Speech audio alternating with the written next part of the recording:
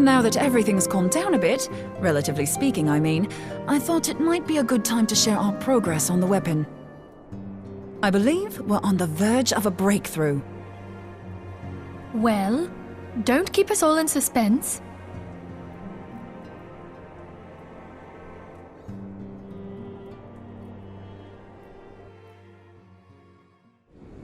Just in case anyone's forgotten, let's start by reviewing what we already know. So, an Ascian is an immortal because its soul doesn't return to the ethereal realm when its host is defeated. Instead, it flees to the place that lies between our world and the void. Therefore, the first step to permanently defeating an Ascian is preventing its soul from making this journey.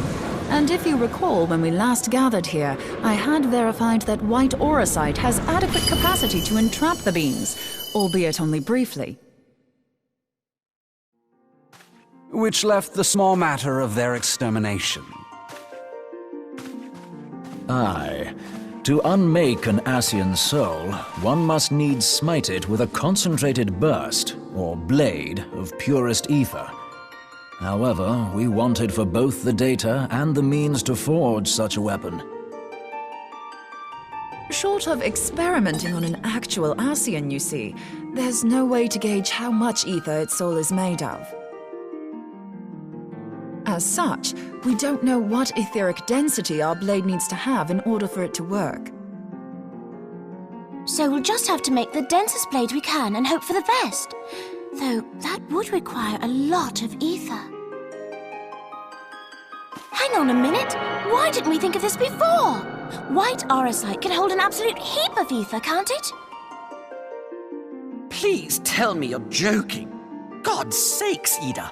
I feel as though I'm reliving the same scene over and over with you. How many times do you need to be told that white auracite cannot store ether for long periods? Being intangible matter, ether is given to dispersion.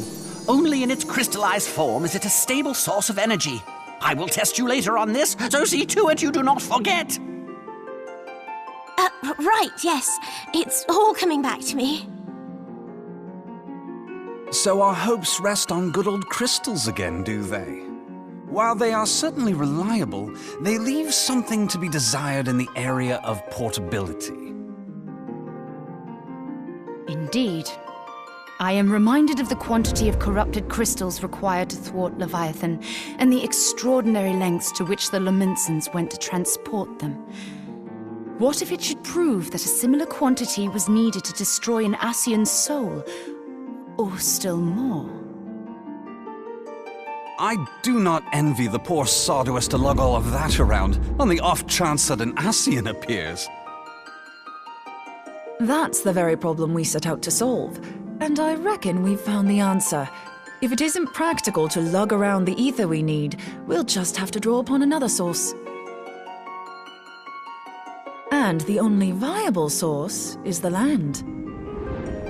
If you mean to tap the Great River of Ether, know that it will entail considerable risk. Meddling with the currents may well induce a surge like to the one which despoiled Moenbryda. Give me a bit more credit, will you? Why would we need to tap the river when there are veritable reservoirs jutting out all over the land? Aye, I speak of corrupted crystals. It might be that their aspect is out of balance, but a crystal's a crystal. It contains ether, and we can help ourselves to it. While corrupted crystals are indeed abundant, there is no guarantee that they will be in close proximity at a crucial moment. But what if we don't need them to be? What if we could tap their power from afar, a malm away, say? If we could do that, we'd have ready access to ether aplenty in almost every corner of Eorzea.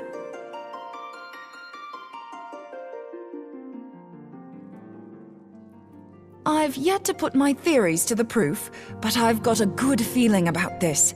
If no one has any objections, I'd like to see where this avenue leads. If you think it worth your while, you have my blessing.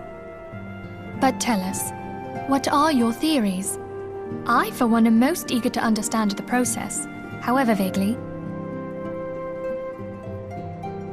I thought you might say that. But no one wants to listen to boring old theories all day, do they? I know I don't. So with your permission, I'd like to try something a bit more hands-on. I've already built an etheric siphon especially for this purpose, and I've been meaning to try it out. Thing is, the profusion of corrupted crystals in Mordona makes it something of a high-risk testing ground. If anything goes awry with the siphon, it would be better if it didn't happen within spitting distance of quite so much ether. Ideally, I need an isolated specimen. Does anyone know where I can find one? May I suggest northern Thanalan? There you will find corrupted crystals of middling size, standing a reasonable distance apart. Ideal for your needs, I should have thought. Oh, and if you do elect to visit the place, I should be much obliged if you would assist me in another matter while you are in the area. Has something happened? Movement has been observed at Castrum Meridianum. During Operation Archon, the Alliance dealt the stronghold a heavy blow. Its facilities were extensively damaged, and its garrison reduced to a fraction of its former strength. Not long after our forces withdrew, however, their ranks were replenished by reinforcements from Castrum's sentry.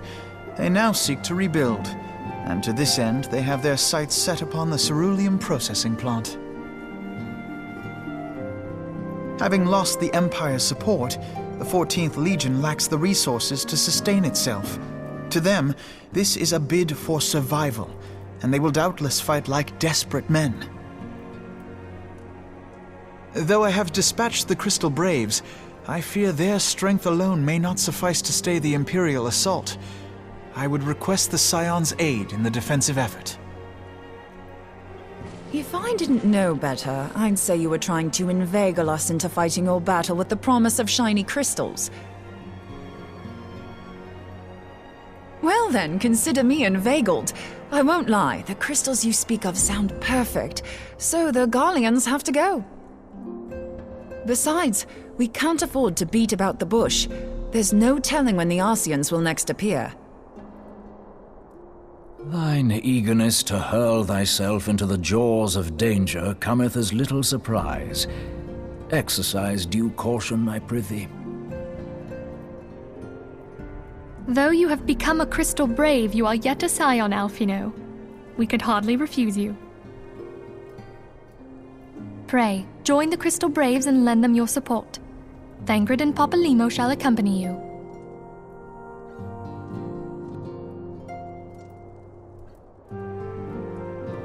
Ida and Yashtola, in the meantime I would have you assist Moenbryda. Scout out the crystal clusters, that the testing may commence as soon as the Garlean threat has been eliminated.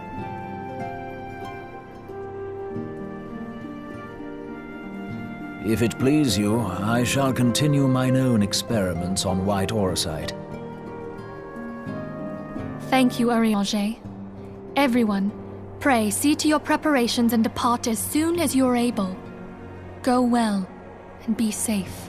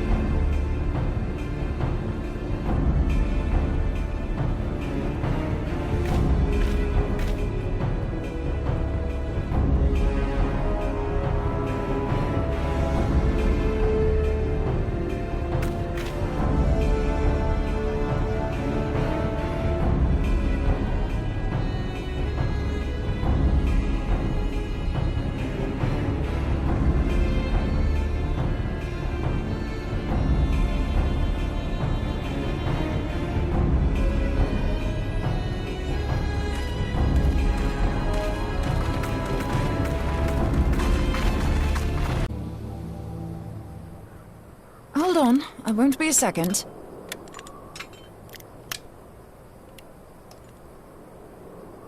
The beast seemed peckish, so I gave it a taste of my axe. I know, as Urianger never tires of reminding me. An axe ill becometh the hand of a scholar. What can I say? I like axes. To hear my mother tell it, I came into this world holding one. And it's not as if it stopped me picking up a quill, is it? I often think of the man who introduced me to the joys of learning. He's one of the reasons I decided to come to Eorzea. Him and my excruciatingly stiff childhood friend. Considering how unalike we are, it's a wonder we ever got on. The world's a strange old place, isn't it? Aye, that ought to do it.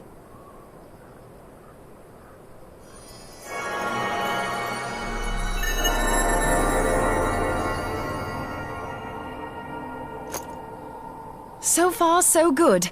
At these concentrations, it shouldn't matter too much if something goes awry. Just enough ether to make it interesting. Did you see that? The way the crystal glowed? The siphon works, I'm happy to say. With a few refinements, it should satisfy our appetite for ether, which just leaves the small matter of forging our blade. I'm not sure how to go about it just yet, but I swear to find a way.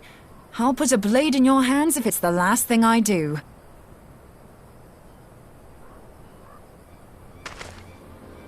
He senses me. A useful talent.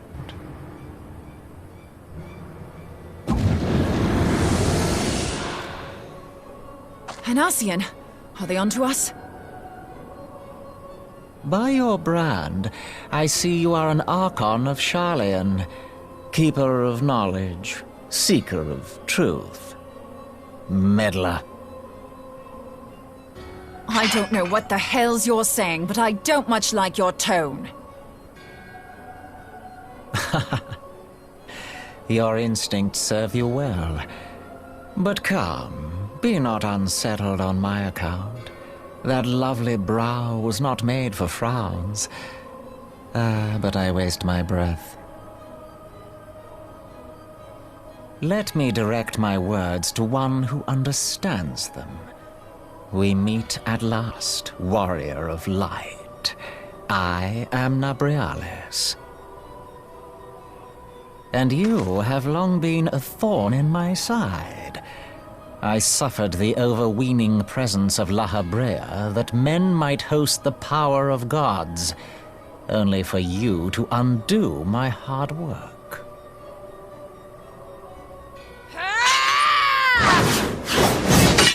Oh, bugger. Do settle down. You must concede that I acted in self-defense.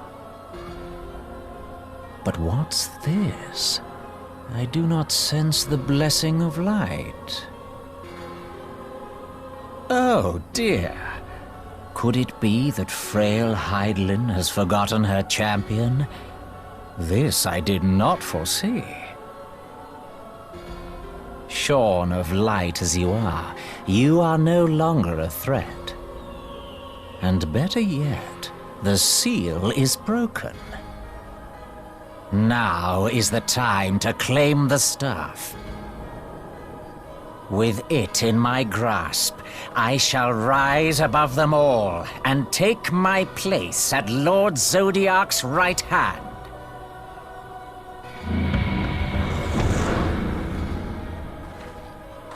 What did that bastard want with us?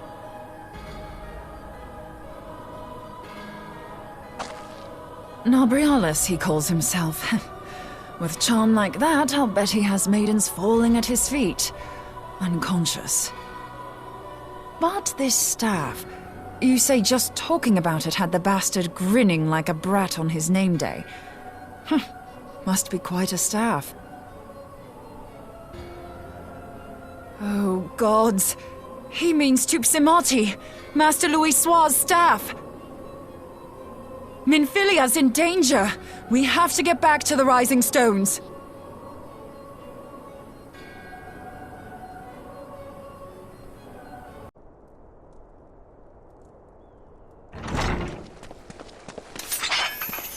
You two!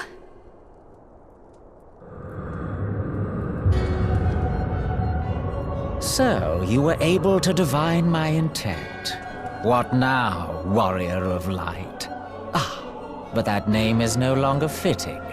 You have become decidedly dull, and quite incapable of barring my entry.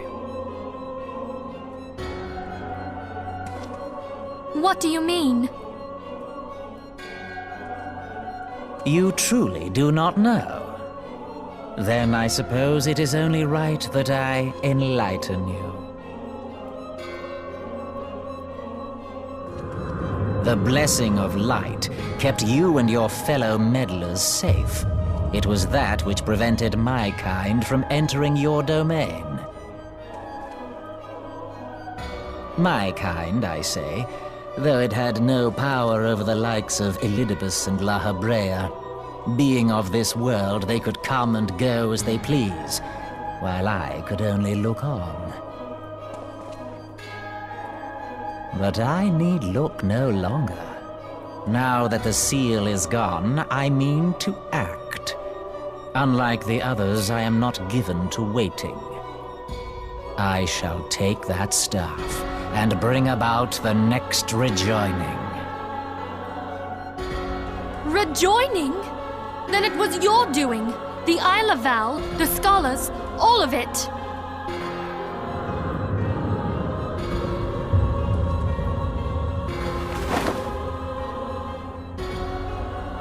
You will not harm her!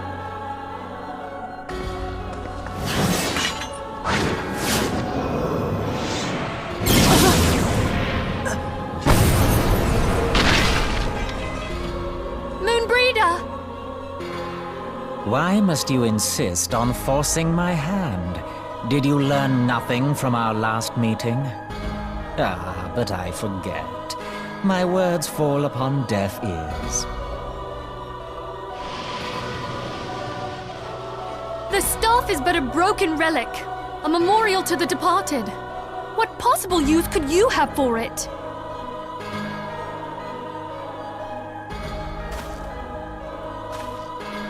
What use? You mean to say that all this time you kept the key, never knowing what it was you possessed? The staff Tupsimati, or rather the stone tablet it bears, is host to a great power. Together with the horn, it can be used to draw vast quantities of ether from its bearer's surroundings. How else do you think Louis Soir was able to invoke the power of the 12 without making them an offering of crystals? Summoning requires not only prayer, but a profusion of ether. Even a child knows that. If I did not know before, you may be certain I do now. But above all, I know that we cannot allow the staff to fall into your hands. I will die before I let you take it. Insufferable woman. I would happily end your miserable life here and now. Alas, Elidibus would never let me hear the end of it. Very well. If you will not part with the staff, I will take you too.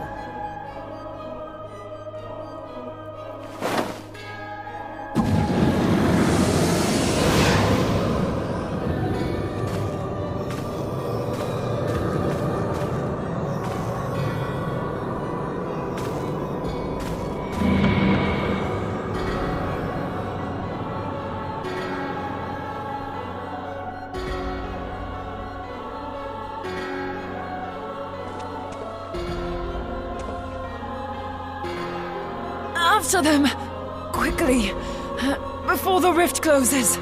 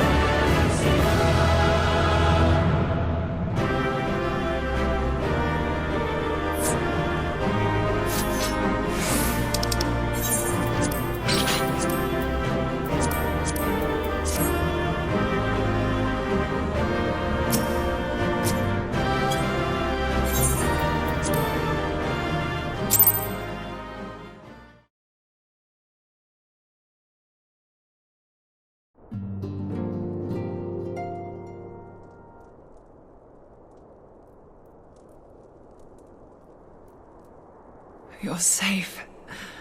Thank the 12.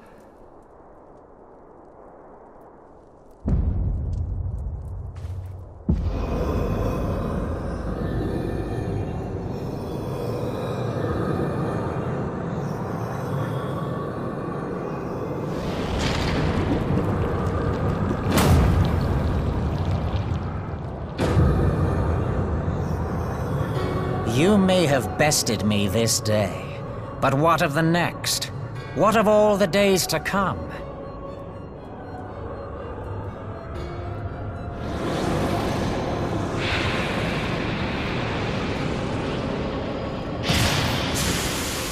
Remember, light no longer holds sway here. I may return whensoever I wish, again and again and again. Eventually, you will falter, and the staff will be mine. Until next time, scions.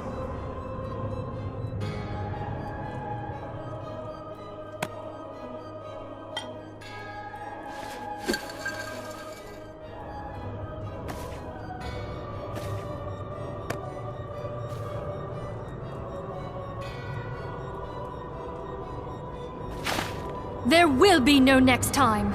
This is the end.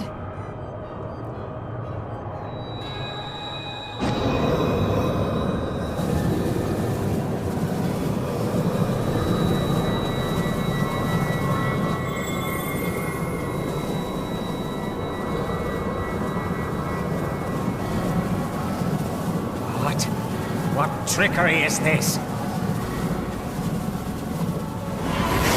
No. No! Cannot! No!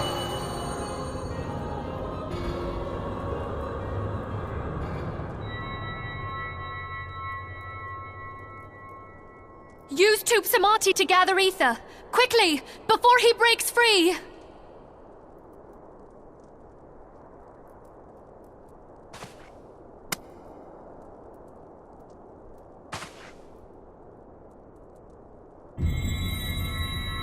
Concentrate! Call to mind the time you struck down La Habrea with the Blade of Light.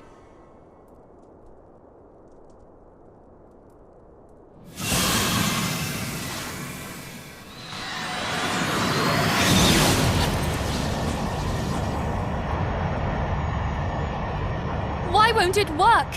Is it because we lack the blessing of light?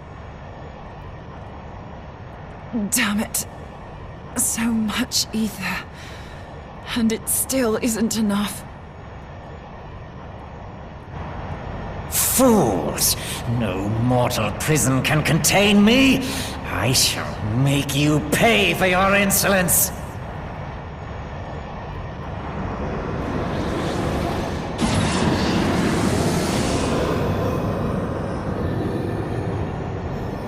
Please, Mother Heidelin, hearken to our plea.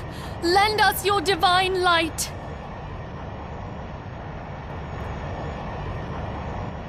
Why can you not hear us? Do our words no longer reach you?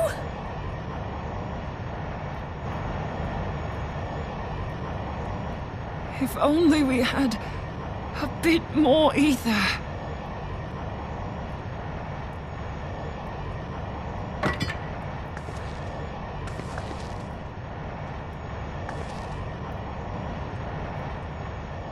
Moenbryda, what are you doing?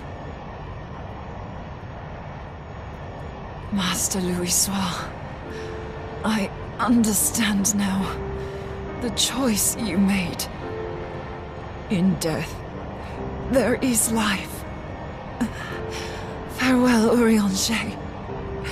You daft old coot.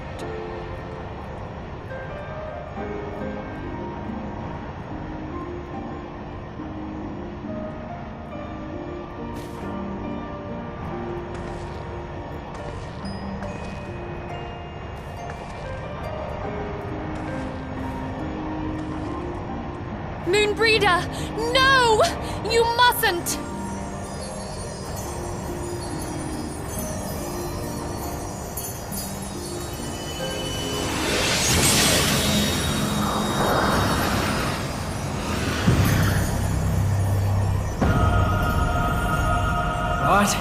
No! It cannot end! I am eternal! I am immortal!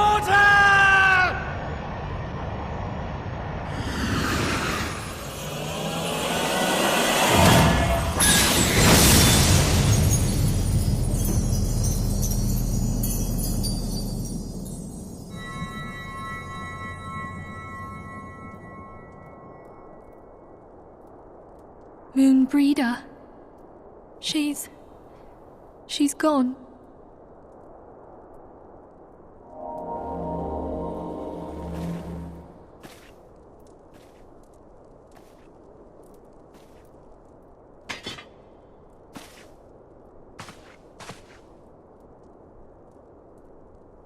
You did it, my friend. The Ascian is dead.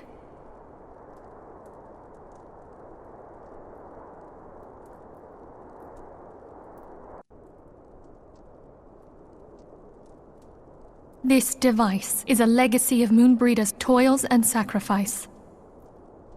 I shall hold on to it for safekeeping. Minfilia, are you all right? I am. Oh, we were surveying northern Thanalan when we received the distress call. We returned as swiftly as we were able. It seems you have everything in hand, however. What happened here? Where is Moenbryda?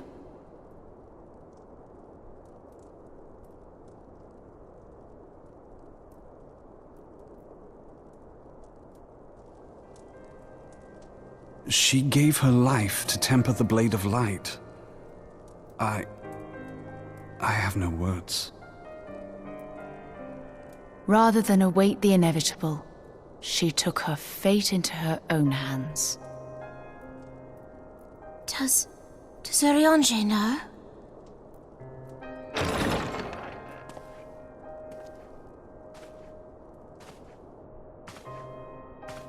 My friend, there is something I must tell you.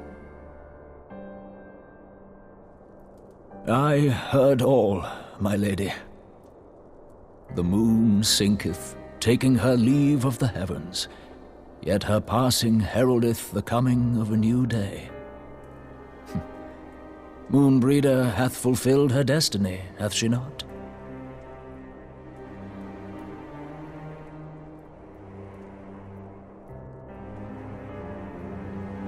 Long ago, far across the seas in the Sharlayan motherland, Moenbryda and I did study under the sage tutelage of Master Louisoix.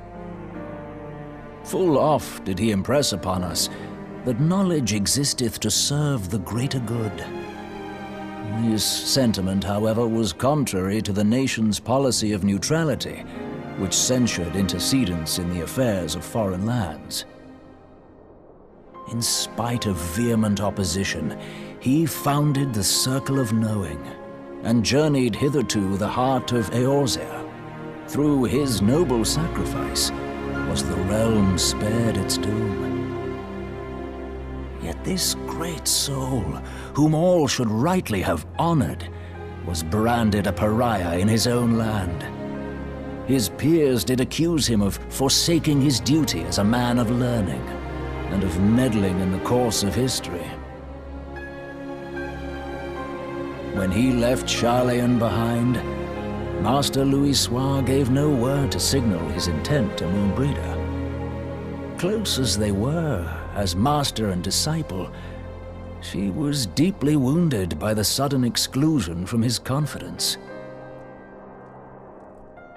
Above all, however, she was confused. Try as she might, she could ill comprehend her master's motive. The slanders that were heaped upon him after his passing served only to inflame the turmoil within her. For years upon end, she knew not what to believe. Torn as she was twixt the man whom she revered and the man who forsook her and his duty both. The Louisoix I knew would never forsake his duty, much less one of his own. This I know full well, my lady. 'Twas not for want of love that Master Louis Soir hid his intent. He but desired that Moenbryda discover her own path, free of the shadow of his influence. Long did I contemplate revealing the truth to her, and long did I hold my peace. After all, was it not Master Louis Soir's wish that she come to the truth unaided? I told myself it was, and resolved to let her suffer. Knowingly did I deny my friend the comfort she craved. And now she hath gone to her rest, with doubt still in her heart.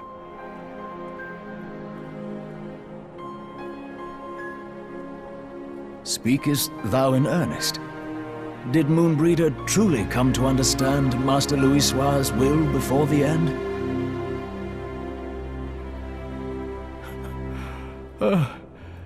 The realization hath set her free. She may now find the peace which hath for so long eluded her. Oh, Moenbryda, my dearest, how I shall miss thee.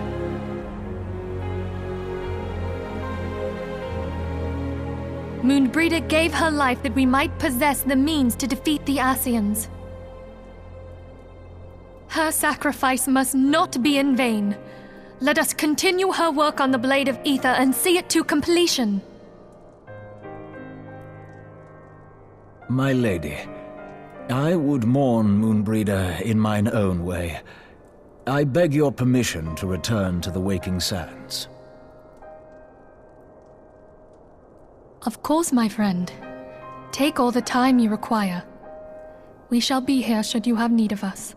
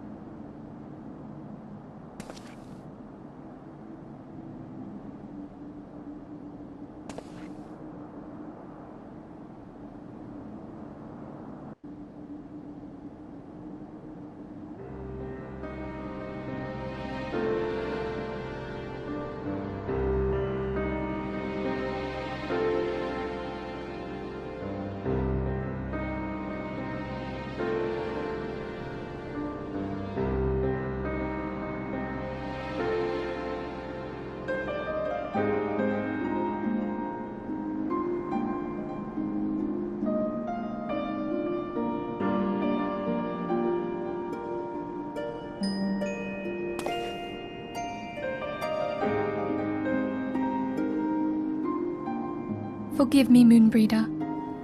Had I been quicker or wiser, but I was not, and you paid the price. But you would not suffer us to wallow in our sorrow, would you? You would tell us to pick ourselves up and get on with it. And so we shall. We shall defend this realm and her people to the last.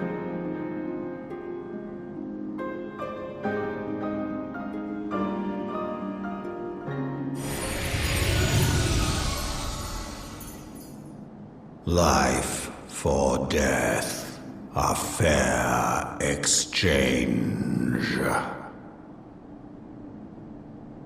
Other bargains will be struck.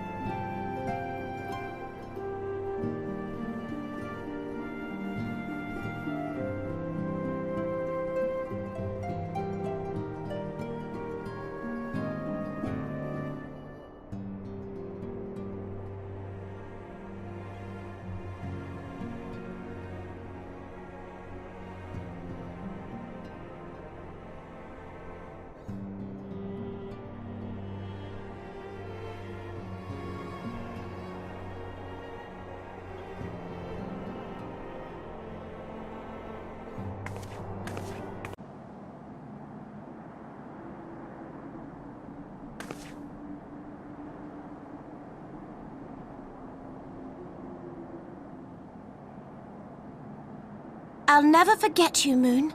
None of us will.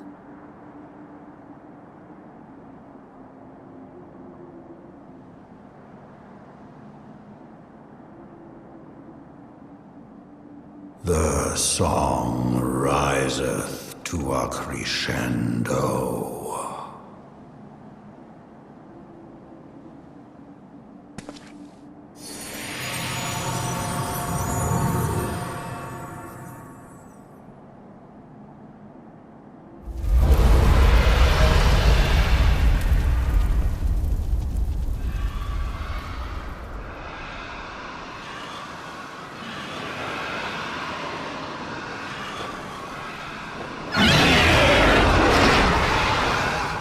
Is that what I think it is?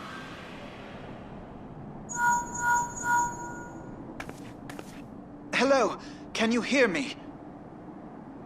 We have received grave tidings from Ishgard. Pray return to the Rising Stones at once.